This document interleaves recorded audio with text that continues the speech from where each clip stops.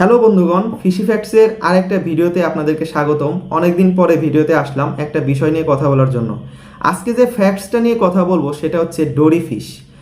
আপনারা অনেকেই হয়তো জেনে থাকবেন ডোরি ফিশ কি।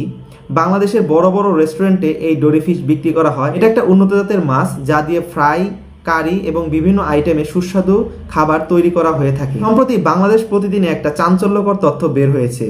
বাংলাদেশ 2025 সালের পর থেকে আজ অবধি ডোরি ফিশ আমদানি করতে পারে নাই। তাহলে প্রশ্ন আসতে পারে, বাংলাদেশের রেস্টুরেন্টগুলো আপনাকে যে ডোরি ফিশ খাওয়াচ্ছে সেটা আসলে কি? আজকের এই ভিডিওতে সেটাই আমরা জানার চেষ্টা করব, সাথে ডোরি ফিশ মূলত কি সেটাও জানবো। চলুন শুরু করা যাক। ডোরি ফিশ এমন একটা মাছ যা কিনা অস্ট্রেলিয়া, নিউজিল্যান্ড এবং ইউরোপীয় অঞ্চলে পাওয়া যায়। ডোরি ফিশের অনেকগুলো প্রজাতি রয়েছে, যেমন সিলভার ডোরি, জন ডোরি, মিরর ডোরি।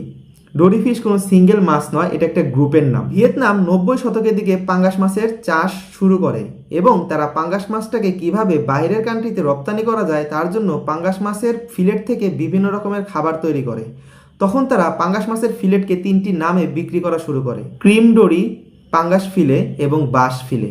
বর্তমানে বাংলাদেশের রেস্টুরেন্টগুলোতে যে ডোরি ফিশ খাওয়ানো হচ্ছে সেগুলো আসলে পাঙ্গাস মাছের ফিলেট।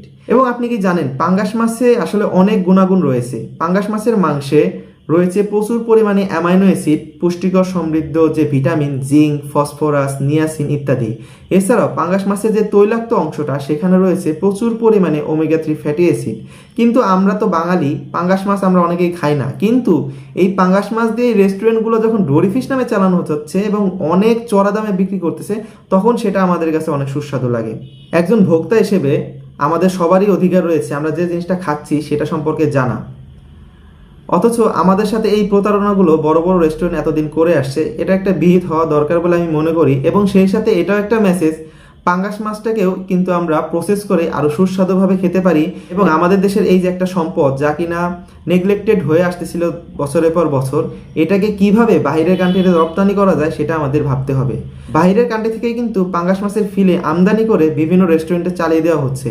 তাহলে কেন আমাদের দেশের পাঙ্গাস মাছগুলো হবে না? সো এটা নিয়ে স্টাডি করা দরকার। ধন্যবাদ। পরবর্তী ভিডিও অন্য একটা ইন্টারেস্টিং ফ্যাক্টস নিয়ে আসবো আপনাদের সামনে। এবং আপনাদের যদি কোনো কিছু জানার থাকে অবশ্যই কমেন্টস করবেন এবং আমার পাশে থাকবেন। ধন্যবাদ।